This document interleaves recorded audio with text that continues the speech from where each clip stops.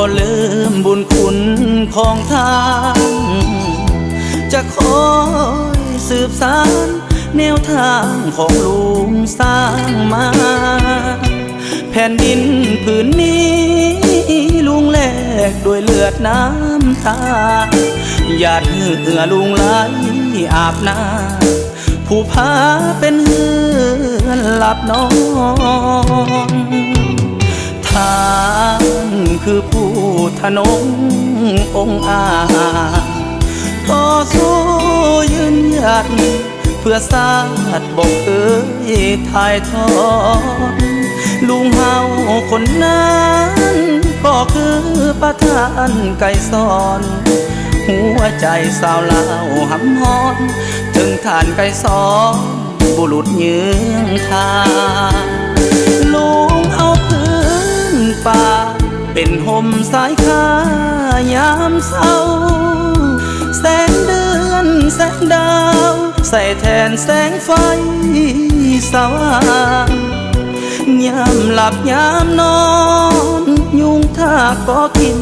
กายห่างเผือกมันเม็ดฟางคือลดอาหารเลี้ยงกายส่งทันว่า1975หยาดเหงื่อล้ำค่าของลุงจริงเศร้าหยุดไหลปวงตนสาวลาวจึงเห็นความสีวิไลแนวทางสลาดสองสายจะจำนายชัยบุรุษของลาว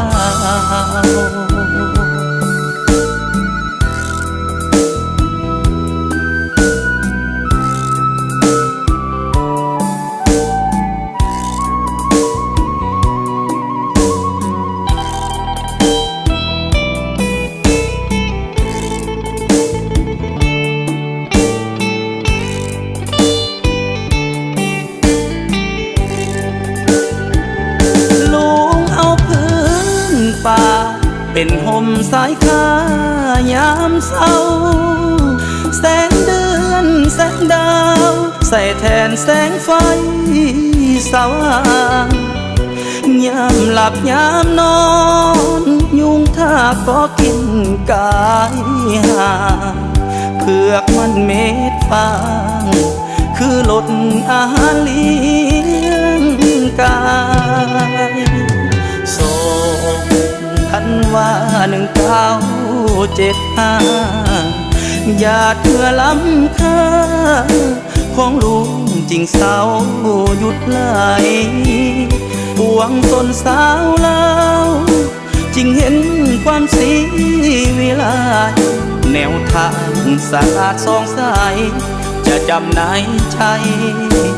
บุรุษของ